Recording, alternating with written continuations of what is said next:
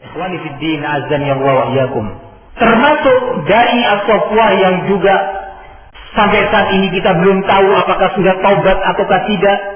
Tetapi pada waktu itu termasuk dai-nya yang sengaja direkam ceramah-ceramahnya untuk disebarkan adalah Yazid bin Abdul Qadir Jawas.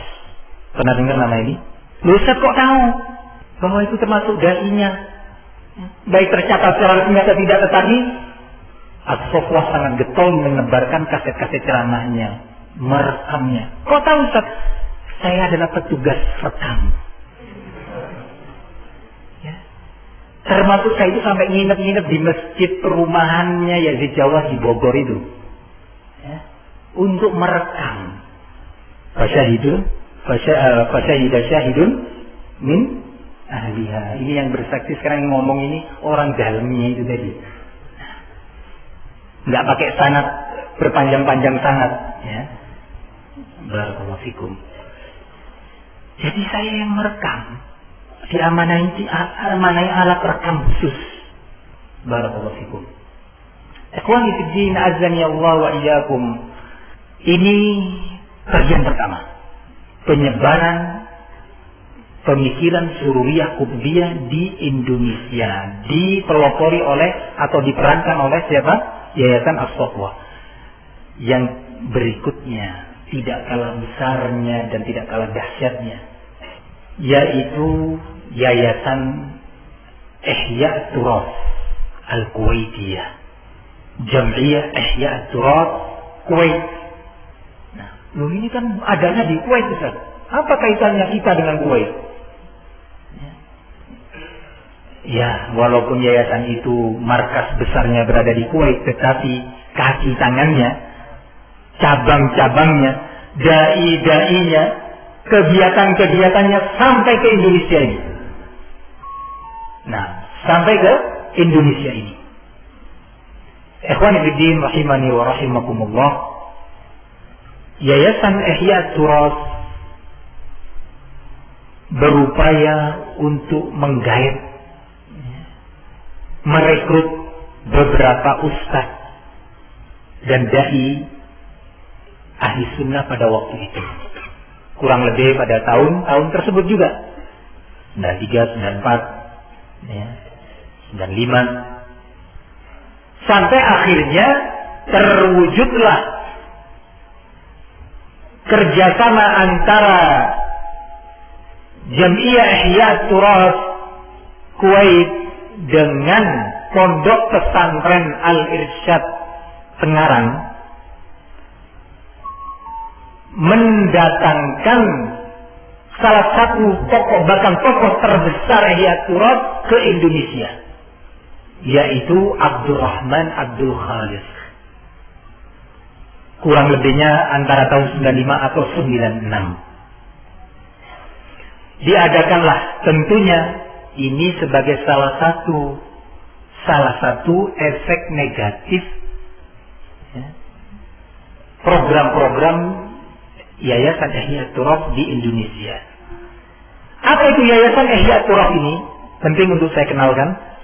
Yayasan Ihya Turas ini adalah sebuah lembaga atau yayasan yang kegiatannya mengumpulkan dana-dana zakat, sedekah dan infak dari para muhsinin di Saudi, di Kuwait, di Qatar, di Emirat Arab dan yang lainnya. Dikumpulkan dananya untuk kemudian, kata mereka, dibagikan kepada yang berhak. Baik dalam bentuk pembangunan pondok pesantren, pembangunan masjid, ya, pembagian buku-buku secara gratis, atau gaji bulanan untuk beberapa dai dan ustaz, ya, atau mencetak buku-buku agama dan yang lainnya dari kegiatan mereka. Termasuk terakhir ini saya tahu adanya formulir yang dikeluarkan oleh Jam'iyah Ihya Turas ini, mereka juga mendanai untuk naik haji. Nah, untuk naik haji kepada pihak-pihak yang diridhoinya. Ikhwani fiddin rahimani wa rahimakumullah. Yayasan Ihya Turas melalui dana-dana yang berhasil mereka kumpulkan dari zakat, sedekah dan infak tadi, menjadikannya sebagai alat untuk menebarkan pemikiran mereka, untuk menebarkan manhaj dan akidah mereka. Bagaimana? Apa akidah mereka? Insya Allah kita akan bahas biiznillah ta'ala. Sebelum saya bahas itu, saya lanjutkan sejarahnya. Maka pada tahun tersebut, yang saya kurang pasti tahun 96 ataukah 95, Ihya Turas berhasil merayu beberapa ustadz dan dai Indonesia yang mendapatkan manisnya dana, ya, untuk mengadakan daurah di ma'had yang tadi saya sebutkan, mendatangkan tokoh utama Jam'iyah Ihya Turas, yaitu Abdurrahman Abdul Khalid pada tahun tersebut. Kalau enggak 95, 96. Saya lebih condong pada tahun 96 ya. Tapi perlu dipastikan kepada pelaku-pelaku utama. Nah, ikhwani fiddin azani Allah wa iyyakum, pada tahun tersebut ya, 95 atau 96 telah keluar peringatan dan nasihat para ulama kepada umat Islam dari penyimpangan-penyimpangan Abdurrahman Abdul Khalid. Nah, ya, Syekh Al-Albani, Syekh Al-Fauzan, Syekh Al-Najmi, Syekh Ahmad bin Yahya Al-Najmi, Syekh Rabi Al-Madkhali, Syekh Ubaid Al-Jabiri dan yang lainnya, Syekh Muqbil bin Hadi pada tahun-tahun tersebut. Nah, sejak tahun 93 ya, sudah ada peringatan-peringatan keras tersebut. 92 insya Allah sudah dimulai.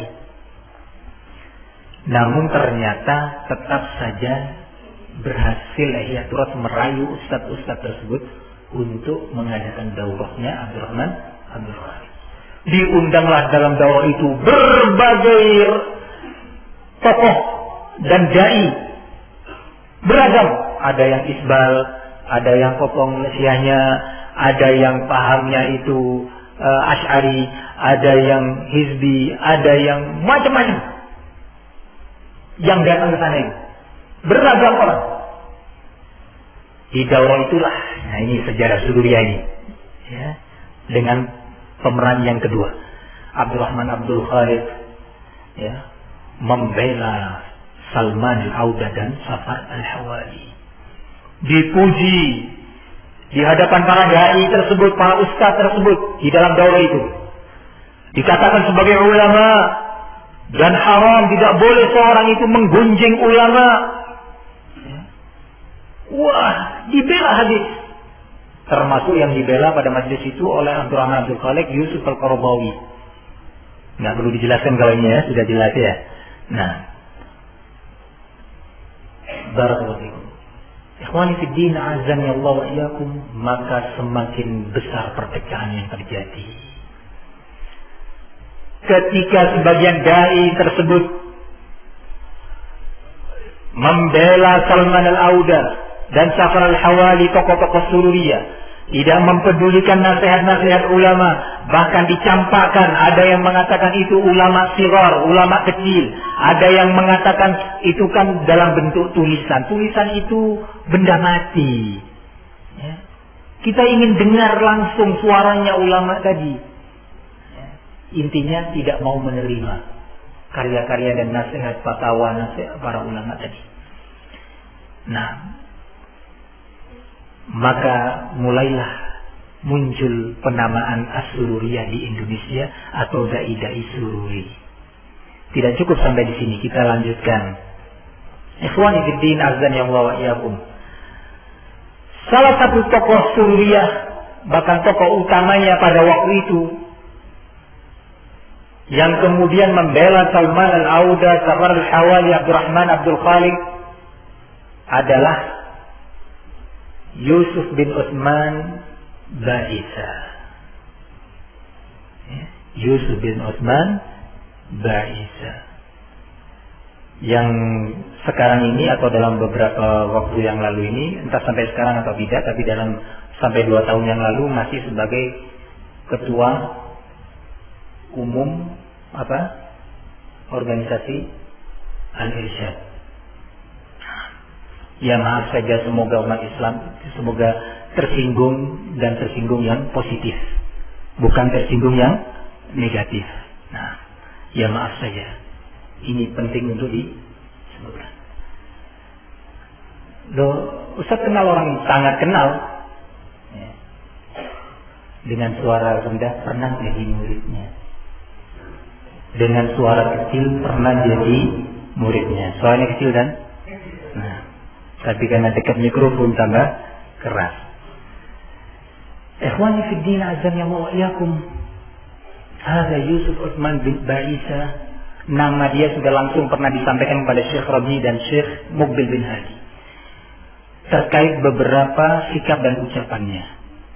Di antara ucapan Yusuf Utsman Baisa ini yang menanamkan akidah sururiyah, pada waktu itu memang belum berani terang-terangan menyerang nama Syekh Rabi. Ketika beberapa ustaz pada waktu itu mempermasalahkan kedatangan Abdurrahman Abdul Khalik ke Indonesia,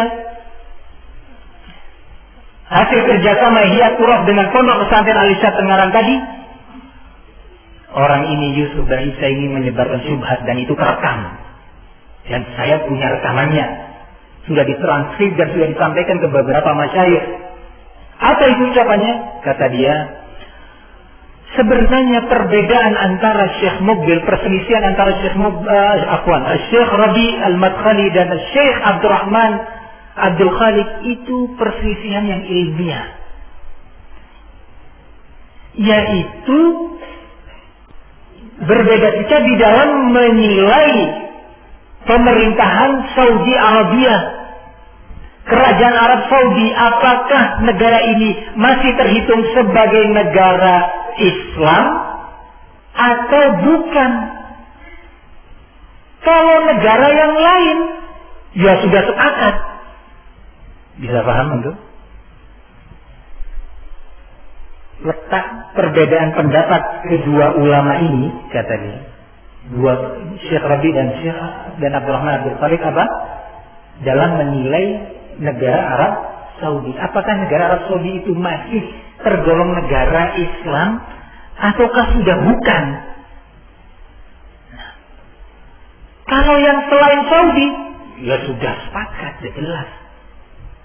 Nah, kira-kira jelas apanya? Jelas Islamnya apa jelas apanya? Loh, kalau Saudi aja dipermasalahkan, lalu bagaimana dengan negara Indonesia, Yaman, Pakistan, Malaysia, dan yang lainnya? Saudi Arabia seperti itu yang menerapkan hukum Islam dalam sekolah-sekolahnya, dalam perdagangannya, dalam dakwahnya, dalam pemerintahannya. Ya. Barakallahu fikum. Mengikuti nasihat-nasihat ulama terbimbing yang dengan tauhid, menyebarkan tauhid dan sunnah ke berbagai negara di penjuru dunia ini. Masih diperselisihkan apakah tergolong negara yang masih Islam ataukah sudah bukan Islam lagi. Kalau selain Saudi, sudah sepakat dua syekh ini. Ini satu mengandung penipuan, kedua penanaman akidah yang berbahaya. Akidah ini yang saya katakan akidah berbahaya, ujung-ujungnya ada kaitan dan hubungan, ada benang merahnya dengan pemahaman orang-orang yang melakukan peledakan-peledakan itu. Pemahaman Usama bin Laden, Imam Samudra, dan yang lainnya. Benang merahnya ada. Ikhwani fiddin azan ya wa iyyakum. Saya katakan, kalau negara Saudi masih dipermasalahkan keislamannya, lalu bagaimana dengan negara kita ini, negara-negara yang lainnya? Yang tentunya semoga Allah memberi hidayah kepada pemerintah kita, terbimbing di bawah bimbingan Al-Quran dan Sunnah, masih jauh dibandingkan negara Saudi dari sisi penerapan Islam, syiar-syiar Islam, hukum-hukum Islam. Di sana orang yang membunuh dibunuh, yang berzina dicambuk, kalau sudah berkeluarga dirajam, ya, yang mencuri dipotong tangannya. Ini sebagai keputusan resmi, undang-undang resmi negara. Barakallahu fikum. Kebetulan di negeri kita belum yang seperti itu. Lalu bagaimana dalam pandangan Abdurrahman Abdul Khaliq? Saya katakan demikian karena Syekh Rabi dalam berbagai karyanya, ceramahnya, menegaskan bahwa negara Saudi adalah negara Islam yang berdiri di atas tauhid. Sementara yang kedua, yang berbeda nilai penilaiannya di dalam menilai negara Saudi, yaitu Abdurrahman Abdul Khaliq, apa? Kalau Syekh Rabi memandang Saudi sebagai negara Islam, yang tidak sepakat berarti apa? Negara kafir. Lalu bagaimana dengan negara Indonesia ini? Ini tokoh didatangkan ke Indonesia oleh Ihya'ut Turath bersama Yusuf Ba'isa. Nah, barakallahu fikum. Sekali lagi kita sedang berbincang tentang sejarah Suriah. Menjawab beberapa pertanyaan sekarang ini muncul dari orang-orang atau ikhwan-ikhwan yang masih baru, kasihan, yang butuh dibimbing. Kenapa sih dikatakan Suri? Padahal kajiannya sama, kitab-kitabnya sama, masyayikhnya ya Syekh bin Baz, Syekh Al-Albani, Syekh Utsaimin, ya sama kok. Nah, sama juga dulu, juga demikian. Yayasan Al-Taqwa juga menyebarkan kaset-kaset Ibnu Utsaimin, Ibnu Baz, buku-buku kedua ulama ini, Syekh Al-Albani. Tetapi seorang muslim itu seorang yang punya pikiran yang jernih dan cenderung lepas dari hawa nafsu di dalam beragama, berakidah, berdakwah, bermanhaj. Maka ketahui, Yusuf Utsman Ba'isa melakukan dua kemungkaran minimalnya. Pertama, mengesankan bahwa khilaf yang terjadi antara dua tokoh ini, antara Syekh Rabi dan Abdurrahman Abdul Khaliq, adalah khilaf yang ilmiah biasa. Dalam beberapa kesempatan khilaf fikih. Nah, ini satu penipuan pertama. Padahal itu khilaf akidah, khilaf manhaj. Barakallahu fikum. Yang kedua, permasalahan yang disebut di sana terjadi khilaf. Syekh Rabi tentunya memandang negara Saudi sebagai negara Islam. Yang tidak sepakat dalam ini Abdurrahman Abdul Khaliq tentunya berbeda penilaian dan pendapatnya. Nah, yang ketiga, penipuan dan penanaman akidah sekaligus yang batin. Dia mengatakan kalau selain Saudi sudah jelas. Ya, memang jelas di hadapan Syekh Rabi bahwa negara-negara itu Indonesia, Pakistan, Malaysia, ya, Brunei, Qatar, Kuwait, Emirat adalah negara Islam, negara Muslimin. Nah, negara Islam. Nah, Syekh Rabi ini akidahnya,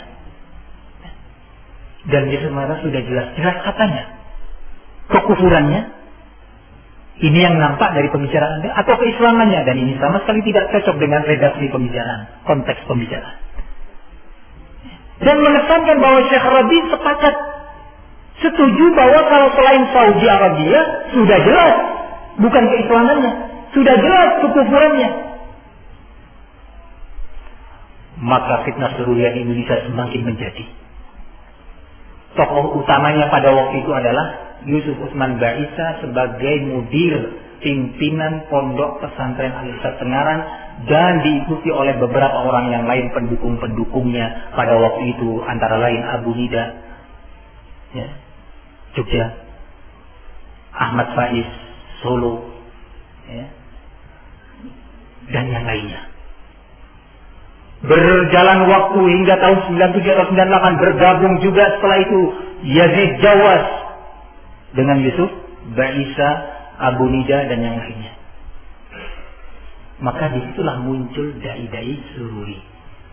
Apa ada ulama yang berfatwa bahwa mereka dai-dai Sururi? Ada. Syekh Rabi wa Syekhuna Muqbil, ya, dan itu tercatat, tertulis oleh kita yang datang ke hadapan Syekh pada waktu itu. Kita tanya langsung nama demi nama, di antaranya nama Yusuf Ba'isa, dan kita nukilkan ucapan-ucapan dia.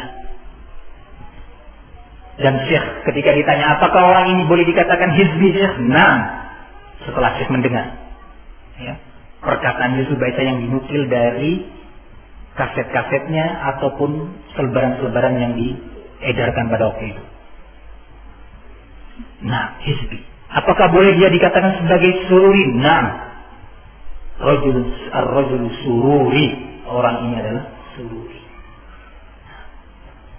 Barakallahu fikum. Tidak cukup sampai di sana, ternyata Yusuf Baisa ini lagi-lagi bekerja sama dengan Ihya Turat. Setelah tentunya Ihya Turat memberikan bantuan-bantuan dana dan yang lainnya ditahan tawaran-tawaran. Beberapa ustadz itu menyampaikan kepada kita yang pada waktu itu masih sempat bergabung dengan Yusuf Baisa, beberapa ustadz kita cerita langsung. Kalau ada pegawai atau petugas Ihya Turat datang ke pondok tersebut, kita sedang duduk-duduk, salah satu tokohnya datang, salah satu petugasnya datang, orang Arab tentunya, ya, buka tasnya, di tasnya itu banyak uang-uang dolar, langsung dibagi. Dolar loh, bukan ratusan ribu loh ini, ya. Sekali gini entah berapa lembar itu. Nah, ya kita sebagai dai yang cuma jualan herbal sebagiannya, ya jualan apa lagi kacang bungkus, dapat dolar yang lumayan. Lah kolbu ini lemah ya ikhwan. Sebagaimana dikatakan al-qulub tamilu ila man ahsana ilaiha. Kalbu atau jiwa manusia ini cenderung untuk condong, senang, membela orang yang berbuat baik atau pihak yang menolong dia. Terkhusus menolongnya urusan dunia. Kalau urusan akhirat sering lupa. Ya. Kalau urusan dunia, saya waktu punya hutang dibantu dulu sama dia. Waktu istri saya operasi sesar, yang membantu itu akhulan. Ya. Begitu. Itu mudah ingat. Umumnya begitu. Nah, barakallahu fikum. Lah, Ihya Turat memang dananya besar ya, Tuhan. Sangat besar. Untuk yang kedua, Ihya Turat berhasil merayu kembali ustadz-ustadz Indonesia untuk mendatangkan salah satu tokoh atau pengajar dari utusan Ihya Turat ke Indonesia, yang yaitu orang berkebangsaan Mesir yang bernama Syarif Azza. Ya, diadakanlah atau didatangkan orang ini ke pondok pesantren Al-Irsyad lagi.